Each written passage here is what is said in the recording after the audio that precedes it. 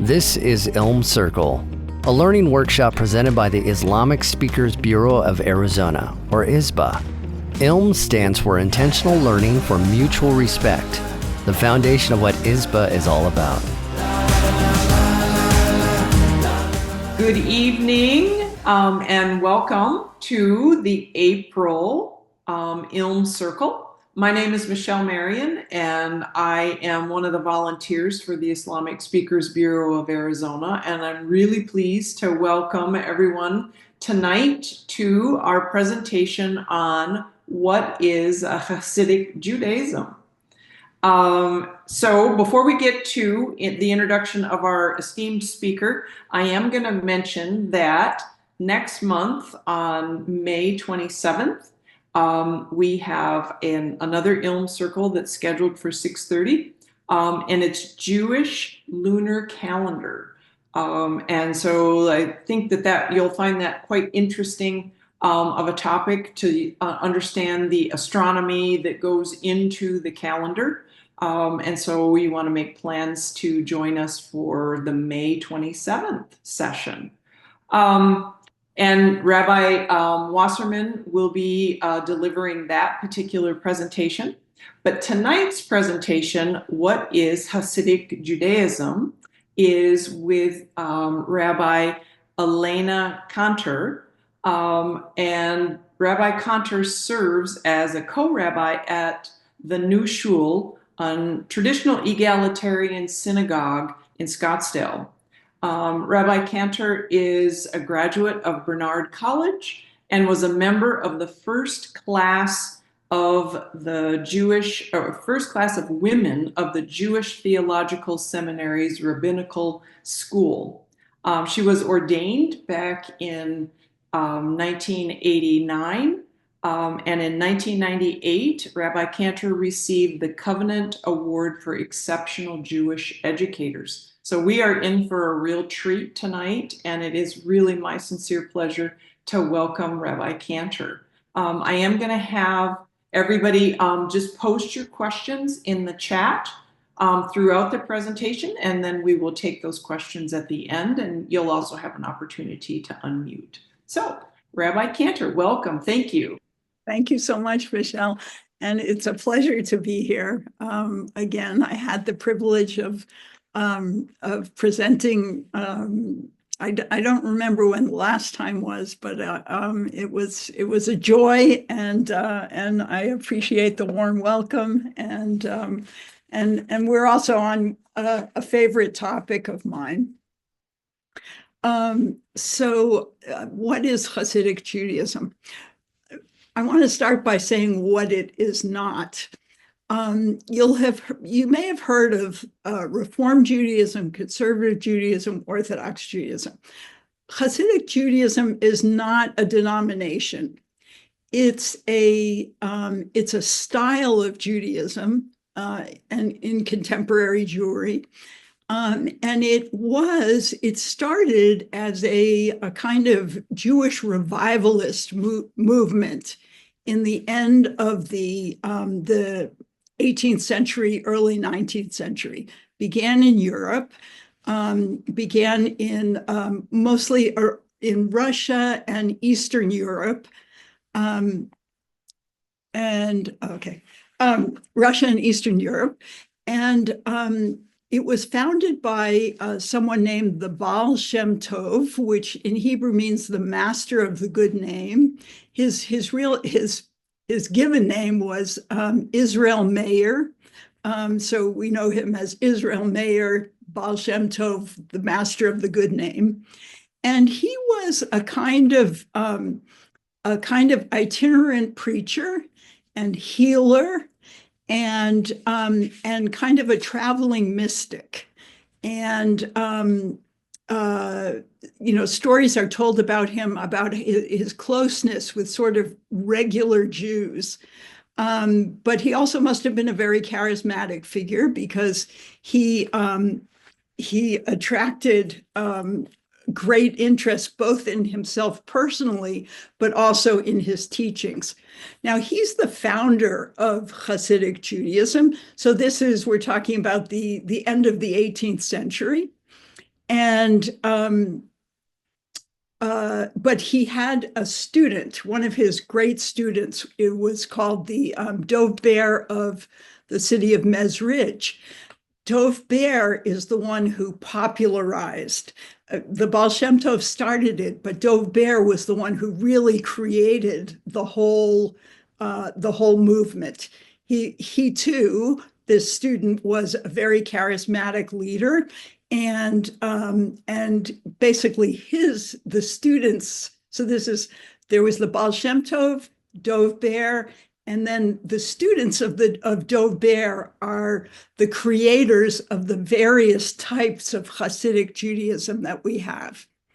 And the various different types of Hasidic Judaism, they were often named after the town in which a particularly charismatic rabbi developed a following, based on the teachings of the founder. And the community would be organized around this charismatic figure.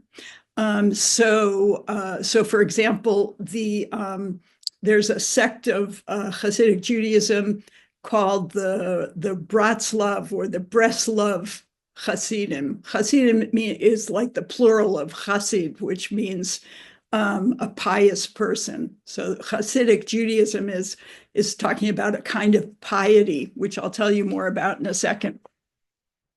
But so the Bratslav Hasidim are they originate from a place that we know now as Breslov in the Ukraine, and even to this day, thousands of followers of that kind of Hasidic Judaism, for the high holidays every year, they go to this place, Uman, in the Ukraine, to have the high holidays near where their rabbi, Nachman of Bratslav, was buried. You may have heard about Chabad Hasidim. They originated in Russia, but one of their, and they have seven generations of rabbis. The last one died in the 90s, and they haven't replaced him. He was the seventh Chabad rabbi.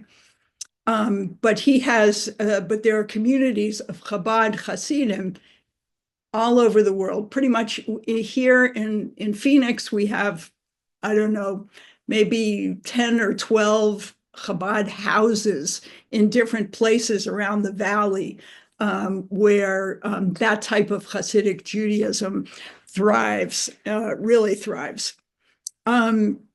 So let me go back now. And what was the nature of this Hasidic movement that Israel Meir of the Baal Shem Tov started? So at that time in Eastern Europe, the sort of the primary expression of Jewish, or one of the primary expressions of Jewish piety, was learning. You would go to a Jewish house of study, and if you were particularly bright, then you would continue studying on until for years, and then maybe you would be ordained as a rabbi and become a leader of another community. So the primary place that leaders emerged from were these houses of study. Rabbi Israel Meir had a different idea, because he was a little troubled by the kind of elitism that went along with that type of leadership. It was based on a kind of deep learning of Jewish tradition, and Hasidic Judaism is also very interested in learning, but they also had other ways of expressing their piety, and I'll give you a couple of the characteristics of that kind of Judaism in its foundation, and then how it continued. So the Hasidic Judaism is actually a kind of Jewish mysticism where its practitioners feel like the world is kind of charged with God's presence. God's presence is everywhere. There is like no place devoid of this sense of divinity. And so in that sense, it's a very spiritual / mystical movement. So the kind of love of God, connection with God, is a big part of this Judaism. The Baal Shem Tov, the founder of Hasidic Judaism, was also very much believed in that you have to serve God through joy, because at that time in Eastern Europe, in addition to study, there were, pockets of Jews who thought that fasting was the way to get close to God, or other kinds of mortification, ways in which one would afflict oneself, that was a pathway to the divine. The Baal Shem Tov, the founder of Hasidism, he really disagreed with that. He felt that the pathway to God was through joy, and particularly joyful prayer. And this style of worship, which is very particular to Hasidic Judaism, it employs a tremendous amount of concentration and intention. So the most important thing for Hasidim as you pray is the kind of the amount of heart that you put into it. The recitation of the words is more or less important, but the feeling that you put into it, that is the be-all, end-all for Hasidic Jews. The other thing is that they have a kind of special musical tradition where they would compose these wordless melodies. And that was intentional because in some ways they felt like they wanted just the plain melody, so that would be a way of sort of transporting themselves into a kind of religious, maybe ecstatic prayer. And the kind of repetition, so you'd hear them singing na na na na na, like na na na na na na na na na na na na, or it would be la la la la la la la. So they would use like one syllable, but there were no words there, and it would repeat, and it would kind of grow in intensity. And these communities would have these very intense prayers / singing experiences, and particularly with these wordless melodies. So this idea of prayer that's characterized by joy, by joyful song, this was something that the Hasidic Judaism introduced into Jewish tradition. I mean, there was singing, we had singing in the Bible, in the temple. We had, there was singing before then, but not to the extent that Hasidic Judaism brought to Jewish tradition. So that is something very, very special. So the world is charged with God's presence. They would focus on the spiritual dimension of everyday life. So, for example, it was very important to them that the activities of daily living take on a spiritual dimension. So, in their mind, when you sat down to eat and you made a blessing over the food, you were connecting with a divine spark in the food. So in other words, when you were eating, that was actually a holy act. That's like a spiritual act. The act of eating itself, even though that's one of the daily things that human beings do, that too would be an opportunity for spiritual striving and for connection with God. So very much into the spiritual dimension of daily living. And as I mentioned before, these spiritual leaders, they were called, so we as spiritual leaders were called rabbis.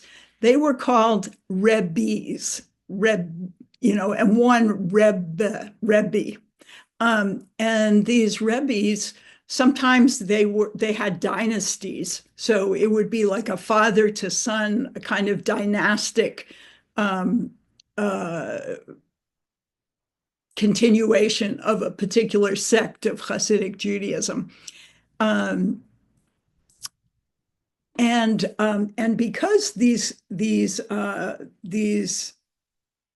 groups were formed around this one charismatic leader, they became very intense communities, partly because of the kind of Judaism that they practiced, but also partly because, they were very close in terms of following this one kind of charismatic leader. And now, I thought what I would do, I have a couple of things that I wanted to do, but I thought what I would do is to share a Hasidic story, because stories was also one of the ways in which they taught. Again, they were trying to allow Judaism to be more accessible to your regular butcher or farmer, or somebody who didn't have time to study Jewish tradition all the time, and yet like everybody else would want to connect with God. So they would tell stories that would have these either moral messages or spiritual messages. So I want to tell you, like, this is it's sort of a children's story, but I think it's really good for children and adults. It's a short story. Since we are a small group, maybe we'll unmute and you can think about, like, what are some of the messages that are trying to be conveyed in this story. So here's how the story goes. There was, in a small village, there lived a young boy, and he was a shepherd. But because he was a shepherd, and because his father was, a farmer or whatever, he never got to go to school. So he didn't learn his letters. So he didn't know how to read. And so he didn't know how to the words of the prayers, because he couldn't read. Okay. But he spent his days in nature with his sheep, and also he played the flute, and he loved being in nature, kind of what's helped him feel close to God. And while playing his flute, he would feel this kind of joy. So one year, his father would go to the bigger city to celebrate the Jewish high holidays in the fall.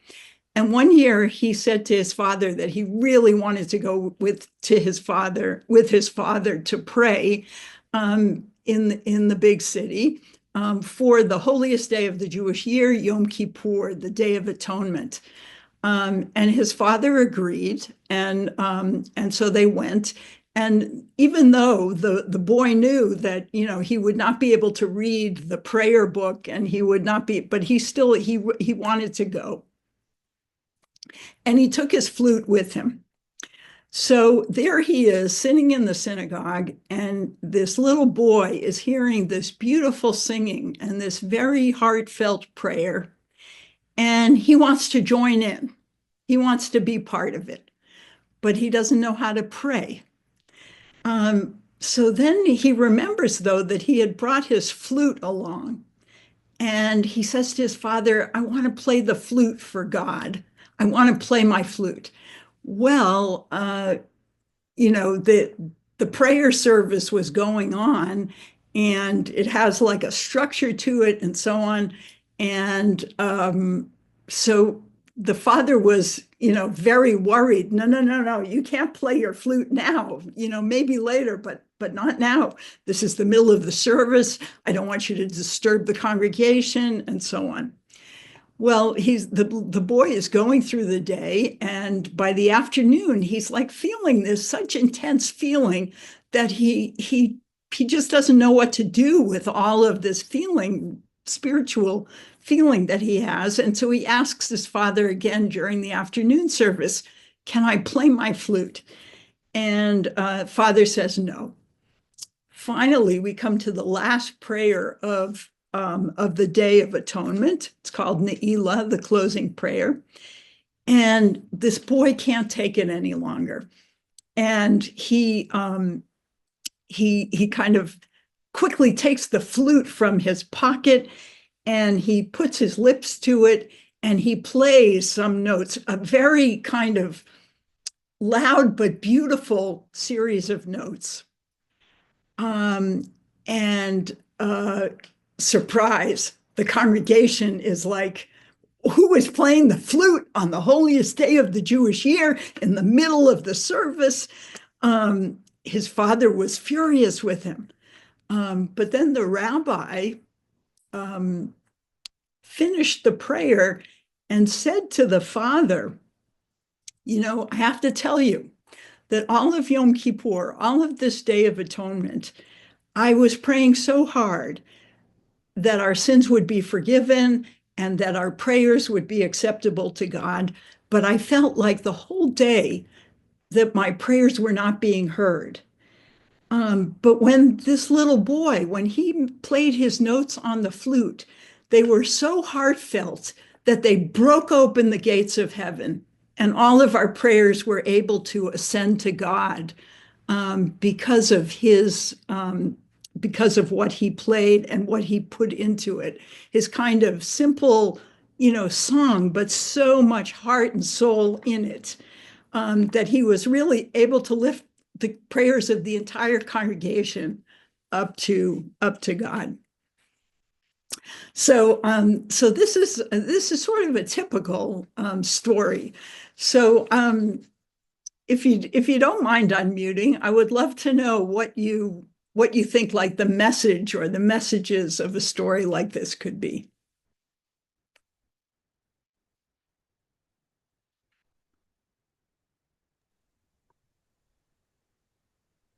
And I see Holly's unmuting and Barbara's unmuting, so that's good.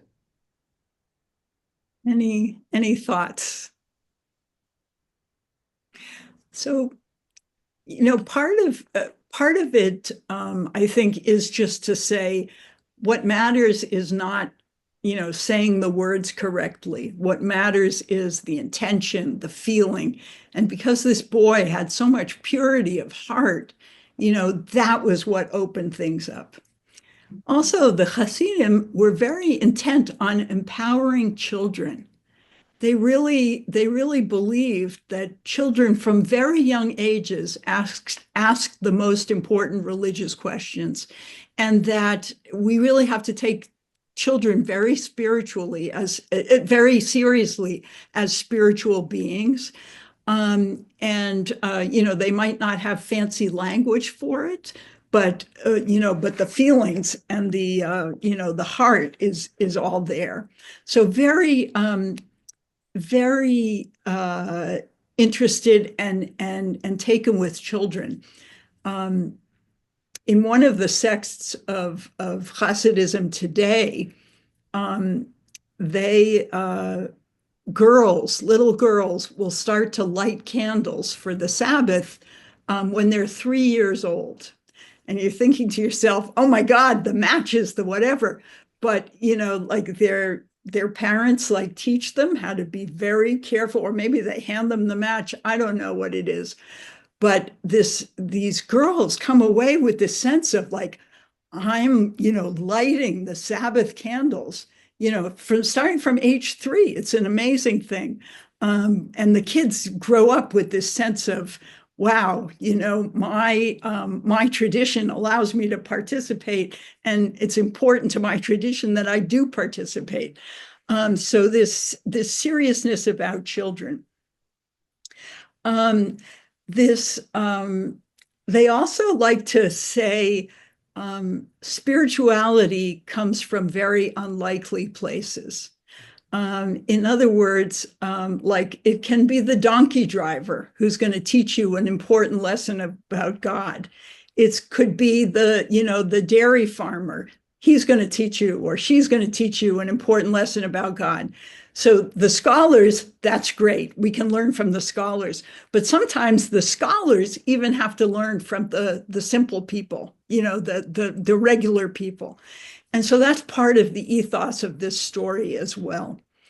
Um, and um, uh, and also the rabbi's appreciation of what this child might have to offer, another unlikely, something that one might think is an unlikely place for that kind of spiritual strength to come from. So all of these messages, oh, by the way, and also his connection to nature. The Hasidim very much, if you're of the ilk where the entire universe is kind of charged with the presence of God, then every tree has a spark of God. Every blade of grass has a spark of God. And so the connection with nature is very important.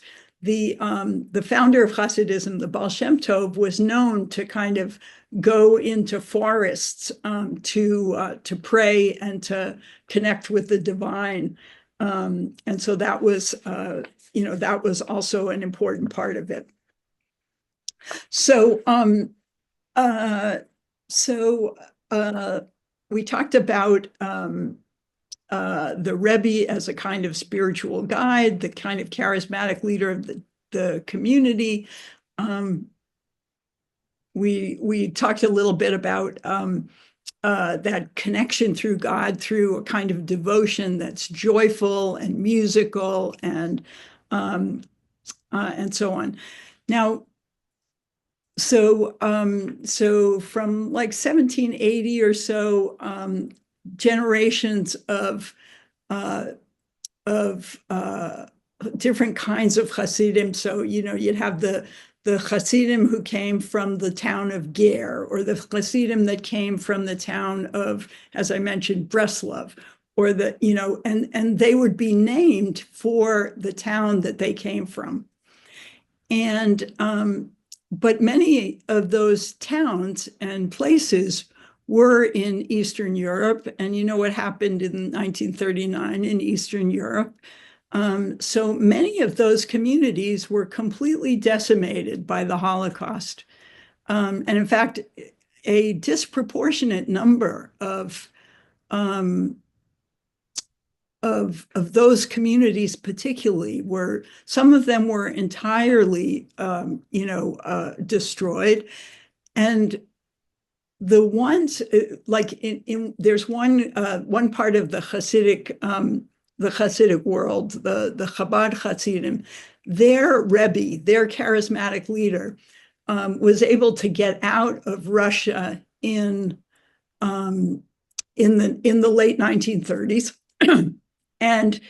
but most of his Hasidim died in Europe, and when he came here, he came maybe with like 10 of his flock, and they had to reconstitute these entire communities when they came to New York, or when they came to various places in America. And they were able to, because sorry, just one second. I get a little frog in the throat. They were able to do that because one of the things that's very important, they have very, very large families. So 10 to 12 children. So they kind of grow quickly. They're still, even even with that, because of the numbers, we're talking the millions that died in the Holocaust, they're probably, what are we now, 80 years since the Holocaust. They've regrouped and they've grown back.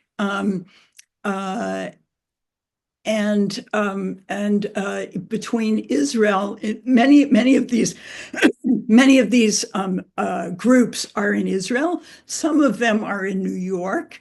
It's interesting that here in Arizona, we have this is like a crazy story. We have a group of Hasidim that live in Casa Grande, which you wouldn't think of as, most Jews in the Phoenix area live in Phoenix, or they live in Scottsdale, or they live in Mesa, where there are synagogues and there are Jewish communities and so on. Casa Grande never had a synagogue until this group of Hasidim moved there about, I don't know, 10 years ago, something like that. And so why did they move here?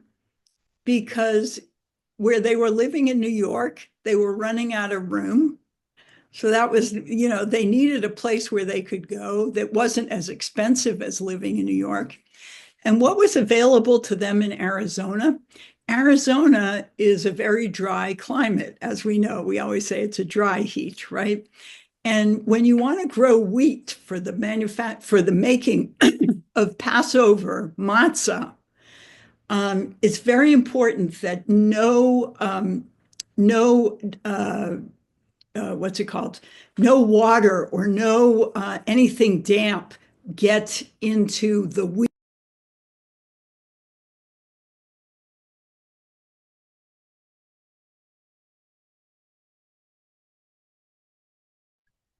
Rabbi Cantor, somehow you're muted. Yeah, how did that happen? I don't know, but where did I leave off? What was the last thing?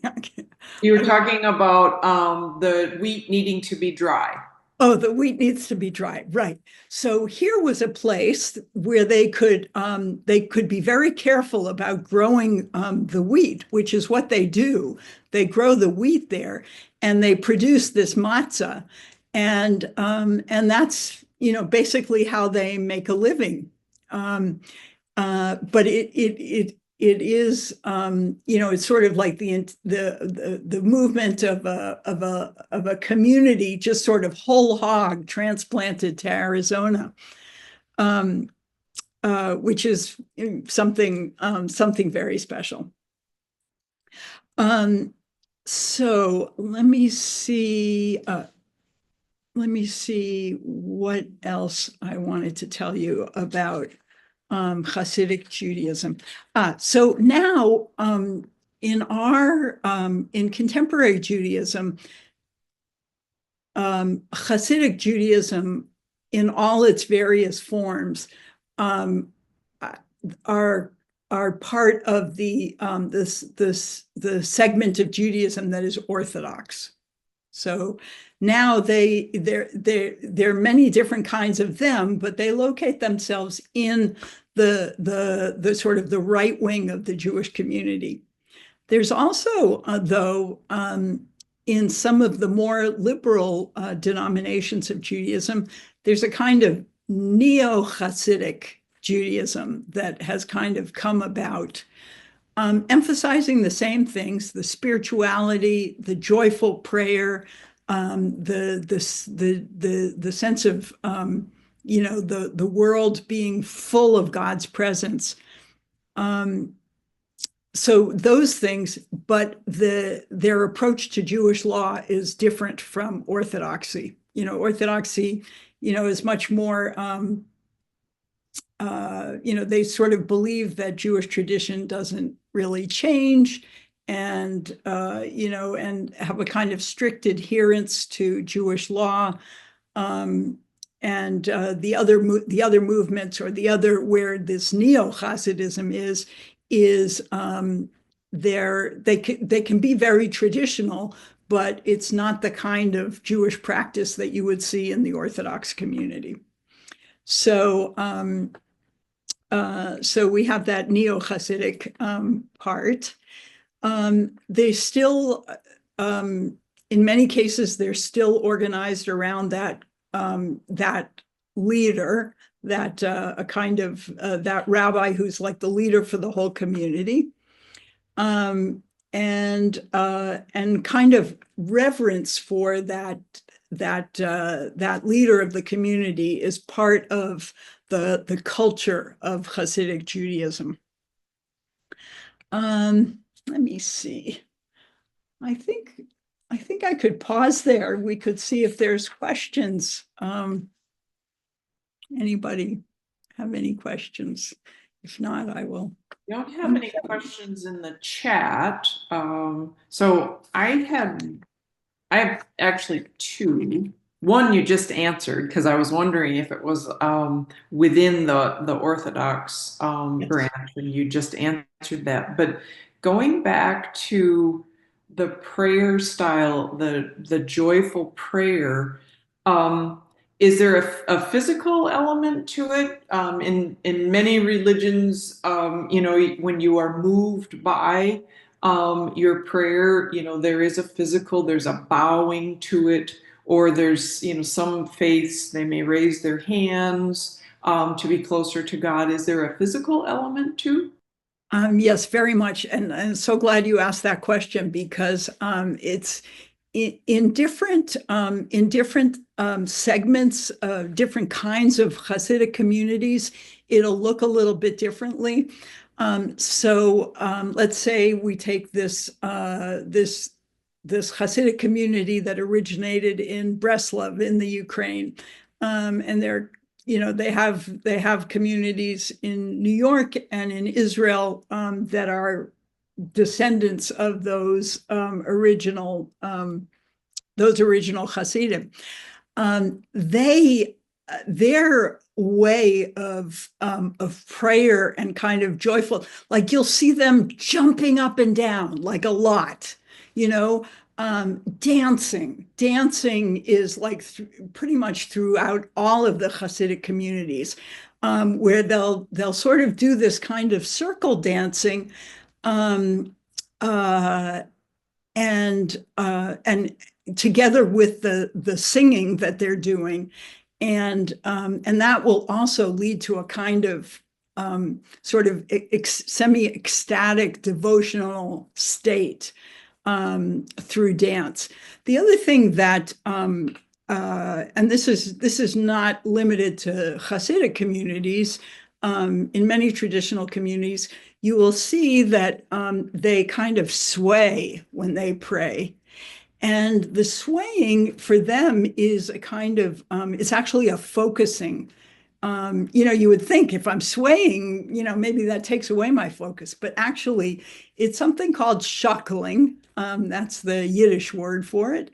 And for them, it's something that helps them sort of elicit that heartfelt feeling that they want to put into their prayer. So very much the physical element. I want to just mention one other group. So this is probably, is this the most numerous group at this point? It could be, but they're notable because this is the Chabad Hasidic community. They're the seventh generation of rabbis. This one who died in the 1990s. He had a particular approach where he would send out his students and his sort of young families, and he would send them to all parts of the globe. Pretty much every continent, every country. He would just send them to various places, and they would kind of establish what was called like a house, and they would pray in it, they would study in it, but most importantly, they would invite people for meals and for holiday celebrations. And their whole approach was to kind of bring Jews closer to their own Jewish heritage. So they would invite people in, but then they would also go out. So what they would do is they would go to, they would kind of take these little buses. And on this bus, like they would kind of set up in a place where they thought that there were probably like Jews walking on the street, maybe in a place in New York or something like that. And so they would have this little bus staffed by some of their youngsters, probably like 18, 19-year-olds. And these little sweet boys, primarily boys, would go up to people and say, oh, excuse me, do you happen to be Jewish? And if the person said, yes, I'm Jewish, they would say, would you like to come in and do a mitzvah, to do to fulfill an important commandment that we have? And usually the personality is winning enough that somebody's sure, I'll come in. And basically they would teach people that they just invited into their little bus. They would teach them how to do this sort of Jewish ritual action. And part of their philosophy was that when you engage Jews in their own heritage, for every single action that you sort of facilitate or cause to happen because you invite somebody in, that is bringing the entire community, even the entire world, one step closer to redemption. Every single action. And so what that does is it gives tremendous meaning to their, and a sense of purpose, because if I say, oh, would you like to come and to do this, and you do it, well, that's taken us a step in the right, in the right direction. Maybe we'll, the Messiah will come, or we'll have world peace, or any of those beautiful things. So that particular sect, they take Judaism sort of out to the streets or supermarkets, or you'll find them in various places, college campuses. They'll have these houses established and be there for the students as well. Thank you. And we do have a question from Holly. What is the sentiment between the more contemporary Jewish community and the Hasidic community? Right. So there are these different groups of Hasidim. Some of them do not get along with each other, so the Satmar Hasidim do not like the Chabad Hasidim, like they live in their separate worlds, they have their separate traditions, they basically don't interact.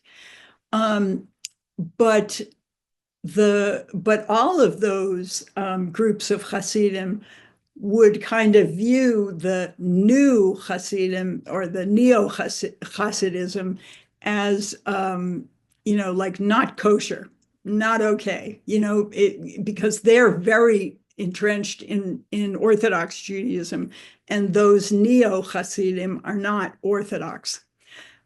So that is something that, like all different kinds of Hasidim, they would have a similar view of this newer kind, not look upon it with they wouldn't be very happy about it. But that's a wonderful question. Wonderful question. But since you asked the question, this newer kind of Hasidism, I would characterize the synagogue that my husband and I are leaders of. We kind of practice that type of Judaism as well. If you came to our synagogue, you would hear tremendous amounts of singing. And you would see people like they would we'll pretend that this was my prayer book. You'll see people and they'll have their heads in their prayer books because they're praying with, such kind of heartfelt devotion, as it were. I have to tell you, so I'm one of the rabbis at the synagogue, but sometimes when I see our people and they're praying, I just get so inspired by it. So you would see that. You would also, you'll also hear stories. We, on different holidays, even to the adults, we'll be reading different stories. There was one other aspect that I wanted to share with you. So the Hasidim have a way of interpreting the scripture, and like everything else that they do, they spiritualize it or they psychologize it. So I wanted to give you an example of that. So the second of the 10 Commandments says, you shall not have any other gods before me. You shall not bow down to them, and you shall not worship them. Okay, so we're thinking in our heads, we're thinking, okay, idolatry. The second commandment is about no idolatry. What the Hasidim do with that is they say, idolatry looked a particular way in ancient and medieval times, but in our time, sometimes people will worship their own failures, or they'll worship their mistakes. And in a sense, that can be a kind of idolatry. And from that, they'll say, no, God does not want you to be caught in your mistakes or caught in your failures. God wants you to be able to, to move on in this world and to do positive things and so on. So they take, something that meant something, very specific about, maybe actual, sort of idols, physical idols, and they take it and they put it, and they understand it as part of the human psyche, where we can get tripped up. And they do that in really magnificent ways, throughout in their commentaries on scripture and their sacred writings. So I'm glad we got to that. Anybody else? Anything else? And Ali has a question, somewhat related to, again, the neo-Hasidic.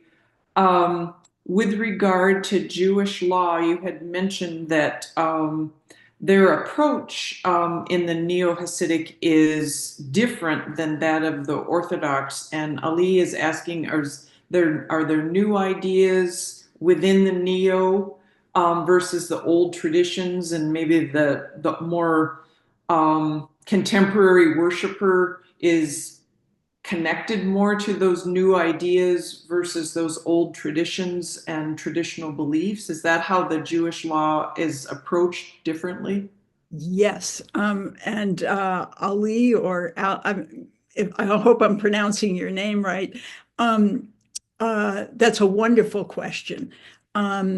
And what characterizes the neo-Hasidic approach is that those segments of Judaism have made changes.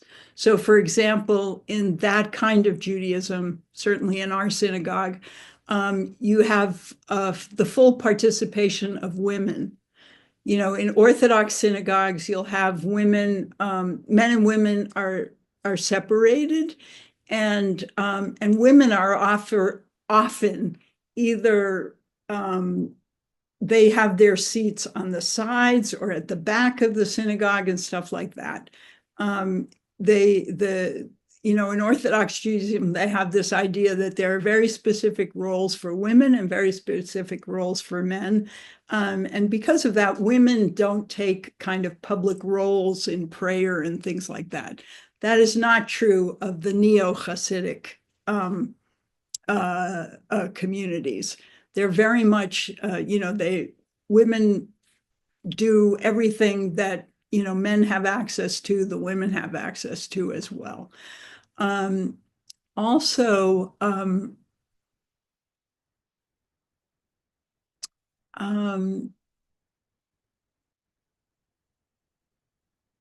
what else would be that's probably the most dramatic difference, I think. In terms of Jewish law, the neo-Hasidic communities can be traditional, but their view of Jewish tradition and how it's developed is that it evolves, and that that it's not. It might be timeless, but it's not changeless. There are changes that one can make, with the idea. So what's the idea behind women's participation? It's that women, like men and like non-binaries and like everybody else, are images of God, all of us. And so, so it invites, let's say, the women's participation, whereas in Orthodoxy, that's not something that they would do, at least in the form that the neo-Hasidic communities have it. Thank you. If we could circle back to the mystic and spiritual element, is there any connection within the Hasidic community to the Kabbalah? Again, with that mysticism and that spirituality, and I don't know. I'm kind of poking at something here. Yeah, no, also a great question. And in fact, the founder of Hasidism, the Baal Shem Tov, he himself was a mystic. But at that time, late 18th century, early 19th century, Jewish mysticism had become very, very complex, very technical and very complicated, really not accessible to your everyday Jew. And what the Baal Shem Tov and the early Hasidic rabbis did was to take Jewish mysticism and simplify it to kind of distill some of what they considered the most important ideas and offer those. So mystics, as we know, like they're in various forms in different religions and so on. The connection to the divine is just very, very intense. Whereas some of the complexity that had developed in Jewish mysticism was sort of getting in people's way rather than facilitating that relationship with God. So the Hasidim simplified it and popularized it. Because in many ways, they made it more accessible, people were able to partake of it in ways that they wouldn't have had access to. And Kabbalah is how we refer to Jewish mysticism. The Kabbalah itself, Kabbalah means received tradition, and the sort of the foundational text of Jewish mysticism, which is called the Zohar, the Radiance, that was composed in the 13th century. So between the 13th century and the 18th century, it had all that time to get very, very complicated. So they kind of distilled it in a good way for regular people. Thank you. That's very helpful. Very helpful. So I think we have a comment from Ali. the women's liberation struggle, an idea of women being unequal in the Abrahamic religion is a tricky topic in today's era compared to the old days. Yes, Um, I think yes, probably we all can agree to that. yes, yes. Um, it is. And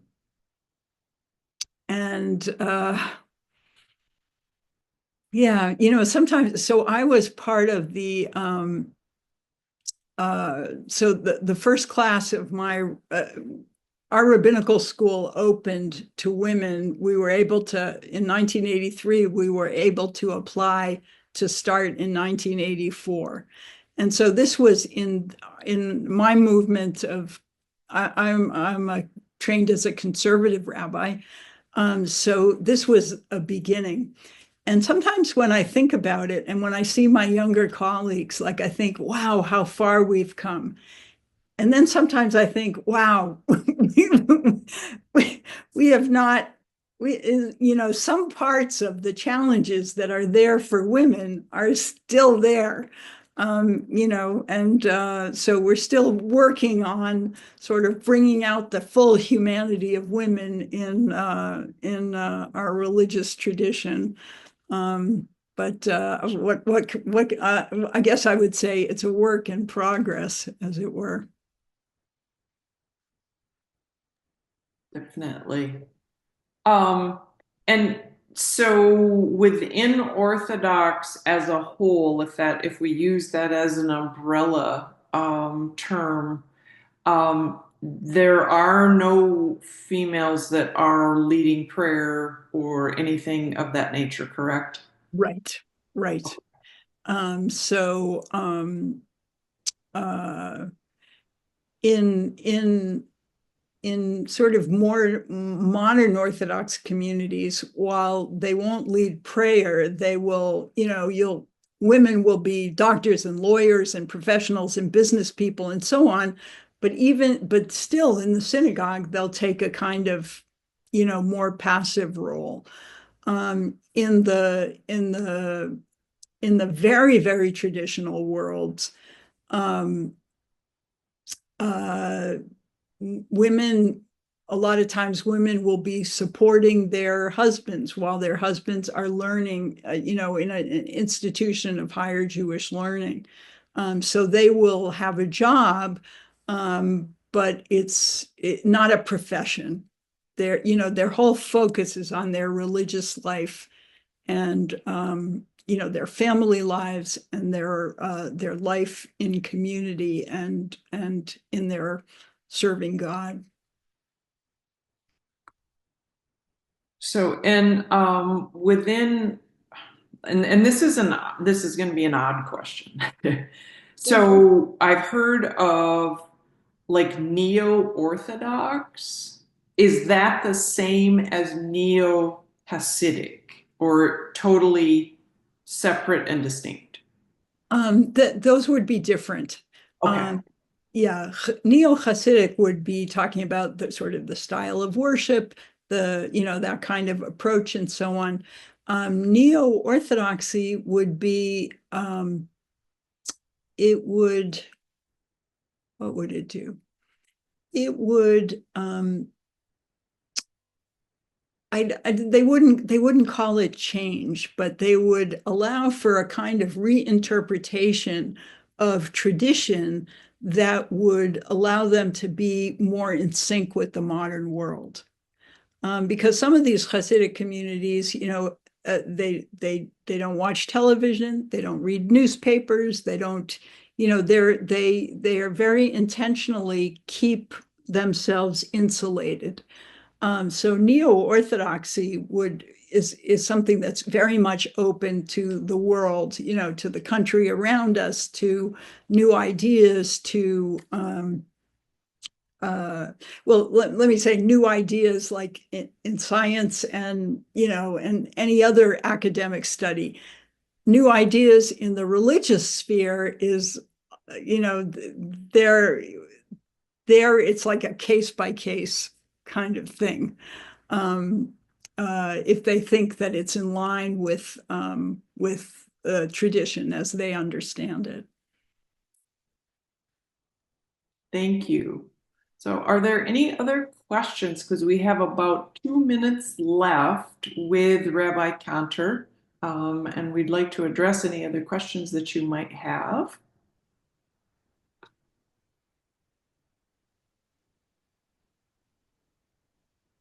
I'd love to say that I've now given you a comprehensive introduction to Hasidism, but it's an introduction, and hopefully it'll give you some insight into if you should encounter it, in a newspaper or on the street or something like that. When I teach an introductory sociology class, I always tell my students, we're going through the buffet line and you're going to get a tiny spoonful of a lot of different things. Right. You can go back through the line and you can get more of what you really, found interesting, you want to do a deeper dive into. Right. That's exactly right. Yeah. So, well, I'm going to say thank you, and I'm going to echo Holly's words here.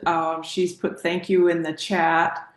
This has been really a very informative session tonight, and we really appreciate you taking the time and spending it with us.